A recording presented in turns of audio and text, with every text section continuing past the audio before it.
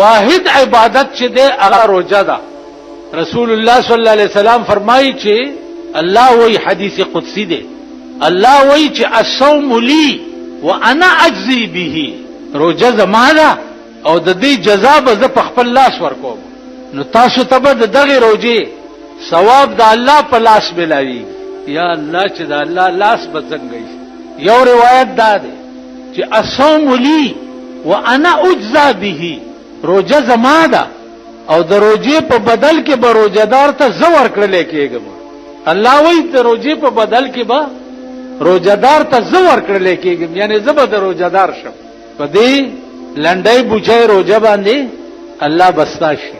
اسی وایم چې یو طرف ته زمونږ د عبادتو ته ګوره، زمونږ د کمزورۍ ته ګوره، او بل طرف ته د الله د فضل او د رحمتونو او نعمتونو ته ګوره. او یو ور درته کوم عزیزانو چې دا وورئ، نن سبا خو روزه ماتي دپاره د خلکو څه نخرې جوړې کړي. په خپل علاقې کې چې کوم ځای اوسېږئ دا کوشش به کوئ چې اسې نه چې د روزه ماتي وختي او د چا روزه ماتې نه وي، بیا به تباه شئ، غرق به شئ. په خپل علاقې کې به دا سروې کوئ چې اسې نه چې څوک بې پېشمني پاتې نشي، څوک بې چایو پاتې نشي. نو ته به وایې چې مونږ ځان له چې څه کړي به بل له ورکوو. تا یو سړي راته بل ورځي مونږ ځان له چې څه کړي به بل له ورکوو. کېنه د ګډې بچیا، تا ځان له څه کړي؟ خو غټه غوښه به دې پخ کړي، ټیپر به دې پکې اچولي، چټني مټني به دې هغې ته ځان له څه کړي؟ په خدای قسم حضرت علی او بی بی فاطمه قسم وخوړو، امام حسن او حسین ناجوړو چې یا الله که دا دواړه جوړ شو نو مونږ به 3 روزې تا دپاره ونیسو. دا دواړه خدای جوړ کړه، دواړو روزه ونیوه.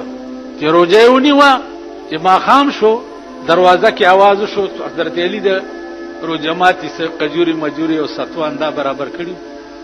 دروازه کې آواز وشو چې یتیمان یو مسکینان یو، والله کم د روټۍ درک لګي. ادوارو چې ځان له څه بندوبست کړی هغه ټولو چت کو هغې له بار ورکړه.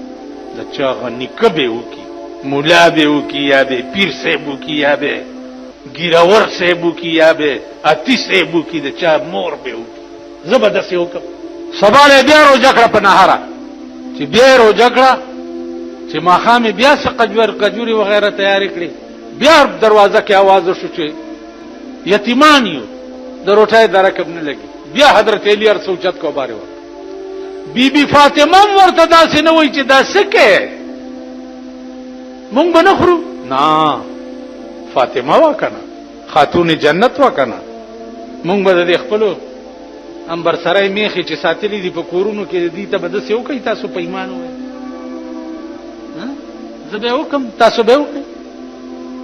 په 3مه ورځ بیا روژه شوه. چې بیا روژه شوه چې بیا ماښام تیاری وکړو، بیا دروازه کې آواز وشو چې اسیران یو، د روټۍ درک هم نه لګي. بیا هر څه اوچت کو.